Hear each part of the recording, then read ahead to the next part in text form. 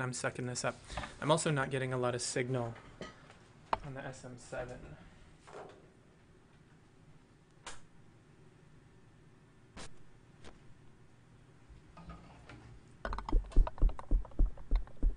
That looks better. We'll try this again.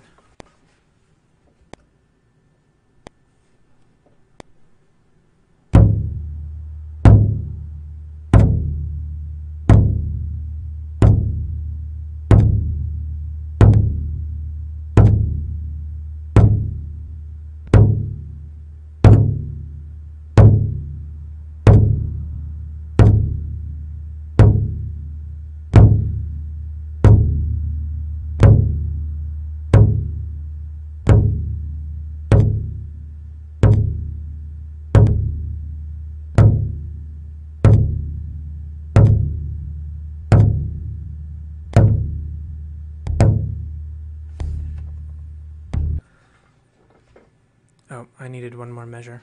Oh well, that's actually not going to be a terrible thing,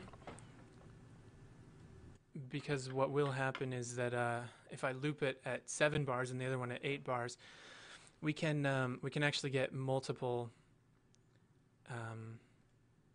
variations happening, so that it's never quite the same layers. It'll kind of help create a little bit of interest, I think.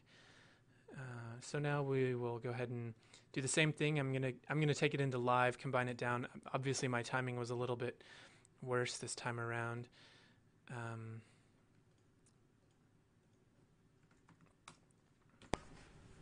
But that's the beauty of working in a digital age. We can fix it all in the mix.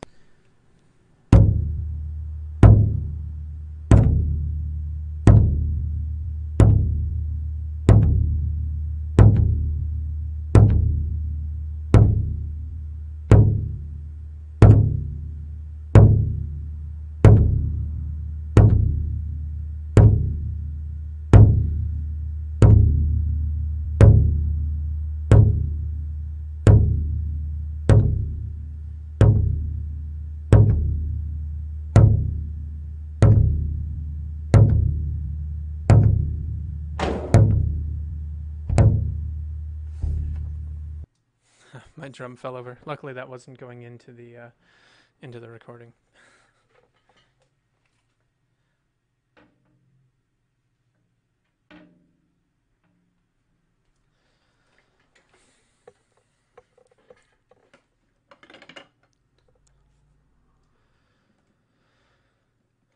So we will now take that, and we're going to do just the same trick we did with the other one. We're going to export it into my little live folder. And I am not happy with this setting. That's a better setting. It's just a little faster.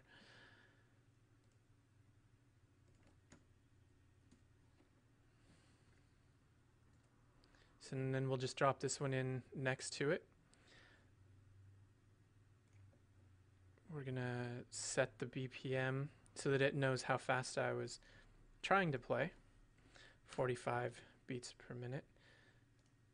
I meant to warp it from there so that I like having, what I just did is I set it to start the counting right with the downbeat. Then I select a marker and I can type in the sequence, the beats per minute, and then assign, this is what's called the starting point, and then these are looping points, although I can actually just select my region and say loop that section.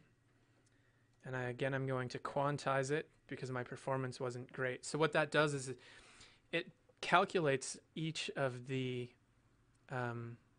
transient is where a sound begins. And computer programs lately have actually gotten really good at being able to detect where that is, and it can help you find those and place them. So it's now basically given me two things, and what you'll see if we look, you'll notice along the line here that there's these little black lines. Those are loop points. And so every time that a loop point happens, you'll notice that they're 1 beat off now at that point. And then the next time around, they'll be 2 beats off. So we will progressively have never the same sounds happening at the exact same time. And that will be, that'll kind of create some motion that we can, that we don't have to worry about covering up quite as much.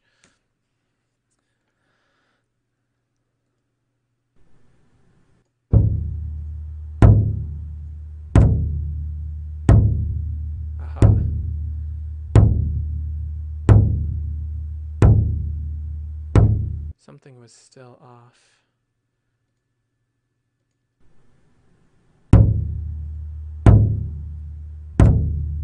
Right there. So one of the drums is just slightly late on that 3rd beat. So what I can do is I can zoom in and I can see, okay, the transient didn't quite line up correctly. So I'll place a new transient marker just by double clicking, and I'll uncheck the other one, and I can literally just drag it right so that it lands on the beat, and we're now closer to being in time. We should have less issue with that flamming, although some of that is going to be okay.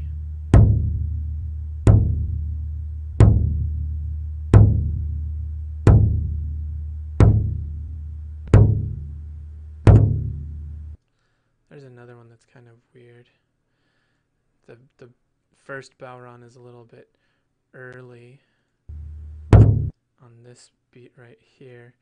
And again, because transient detection is not a perfect science, these kinds of things happen. So luckily they're pretty easy to fix.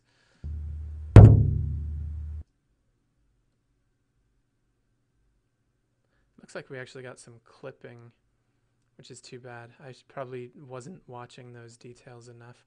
I might have to replace the small Bowron at some point. Although if we change the sound a lot, it may not matter.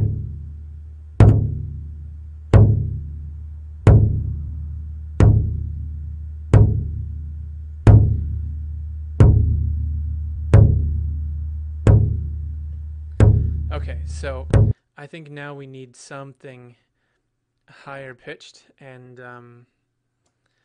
maybe a little bit faster. So I think I'm going to start by adding some kinds of shakers. So I'm going to go grab some shakers.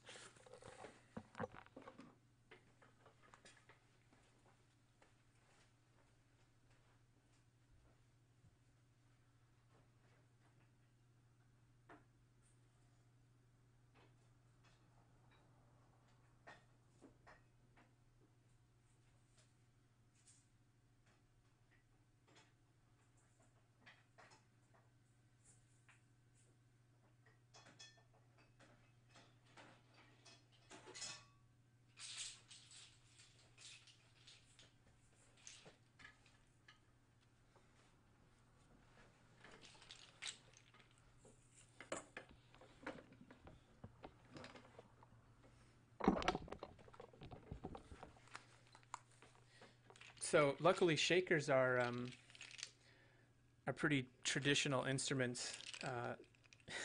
You could basically take rice or dried beans or anything and put it in something and shake it around and you have a shaker. So again, with the dogs, we're going to try and get this sort of primitive sound a little bit.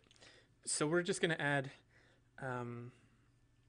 add something to sort of help propel the funeral procession as we go along, because that will, I think help us out. Oh wow, there are still a few of you actually watching. This doesn't seem very exciting to me to watch. I hope you guys are enjoying this. So these are what called lamatos is one name for them, or yamatos if you want to say it correctly.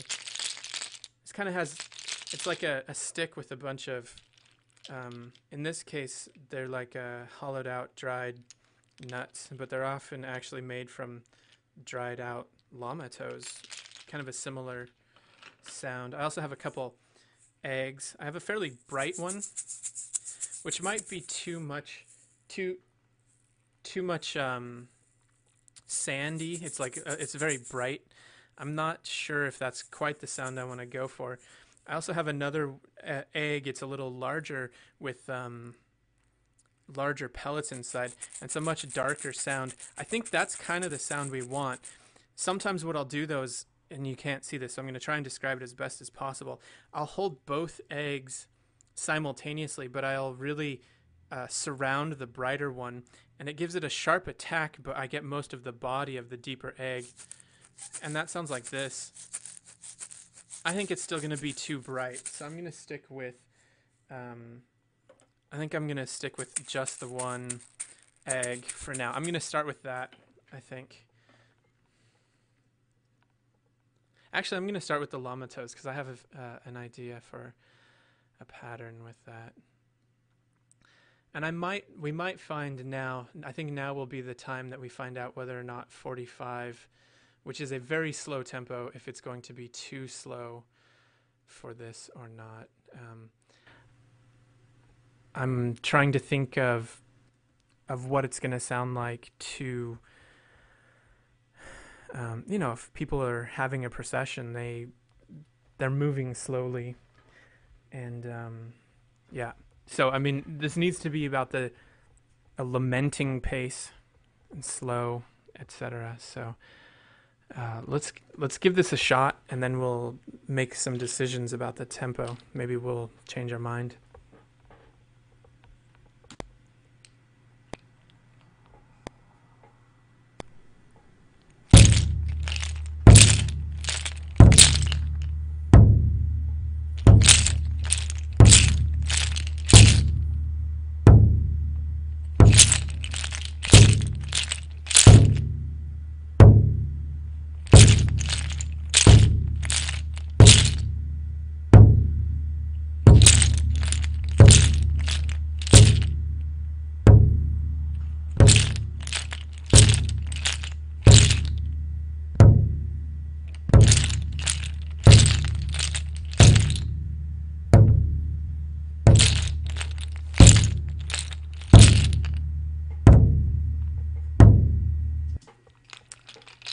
So I'm actually kind of liking the tempo to be,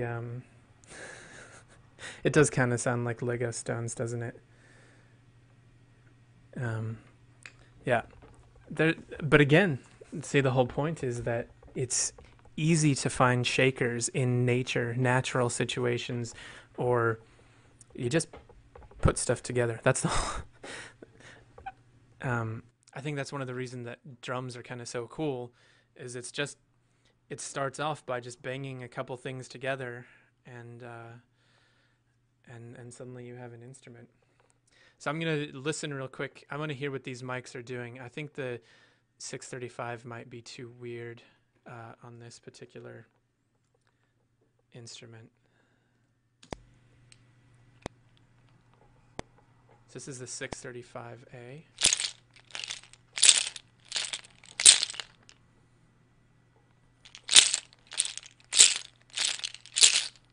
And here's the SM7.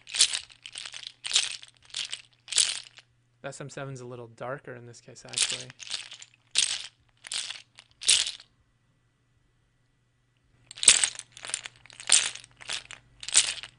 And that's the two of them together.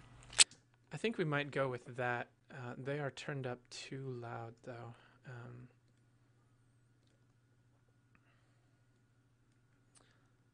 So we're going to actually return them back to 0 because we're getting some clipping. That's probably where we were getting it from before.